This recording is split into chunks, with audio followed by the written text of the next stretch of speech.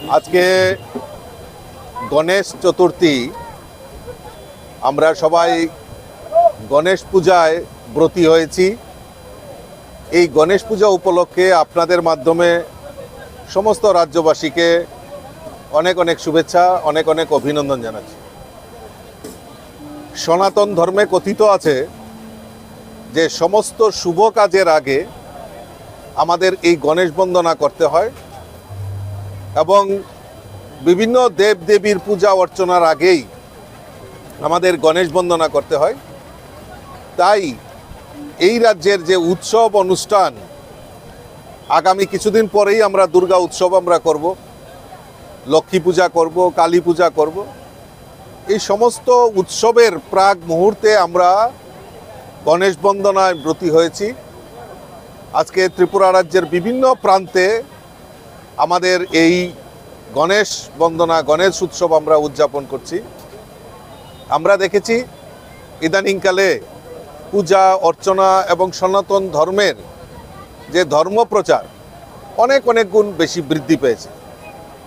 তো আমি অনেকের সঙ্গে চর্চা করে আমি সুস্পষ্ট উত্তর পেয়েছি, সেটা হলো আমাদের সরকার প্রতিষ্ঠার পর আমাদের সরকার মানুষের যে নিরাপত্তা সবচেয়ে বেশি সুনিশ্চিত করতে পেরেছে।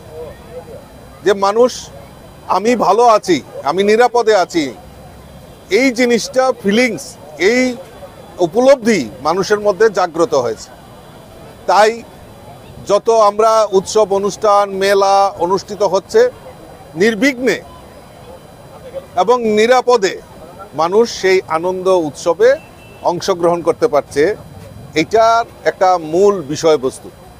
তাই আজকে আমরা যদি দেখি ত্রিপুরা রাজ্যের বিভিন্ন প্রান্তে, আমিও গতকালকে থেকে বিভিন্ন মণ্ডপে উদ্বোধন পূজাতে অংশগ্রহণ করা, ত্রিপুরা রাজ্যের বিভিন্ন প্রান্তে সেই নর্থ থেকে শুরু করে দক্ষিণ ত্রিপুরা পর্যন্ত সমস্ত জায়গায় এই গণেশ পূজার পরিধি অনেক বৃদ্ধি হয়েছে। তো এবং আমাদের সরকার যে অঙ্গীকার, যে মানুষের পাশে থাকা, মানুষকে সঙ্গে নিয়ে কাজ করা, সেই অঙ্গীকার নিয়ে আমাদের সরকার কাজ করছে। সেখানে গরিব মেহনতি মানুষই বলুন, সেখানে শ্রমিক বলুন, মহিলা বলুন, যুব বলুন, সমস্ত সম্প্রদায়ের মানুষের মধ্যে যে ভ্রাতৃত্ববোধ, জাতি জনজাতির মধ্যে ভ্রাতৃত্ববোধ, সেটাকে জাগরণ করার জন্যই আমাদের সরকার প্রয়াস করছে। আর সেই প্রয়াসের সুফলও আমরা দিন দিন পাচ্ছি। এবং আমি আবারও আপনাদের মাধ্যমে সমস্ত জনগণকে, ত্রিপুরাবাসীকে এই গণেশ বন্দনার, গণেশ পূজার অনেক অনেক শুভেচ্ছা, অভিনন্দন জানাই।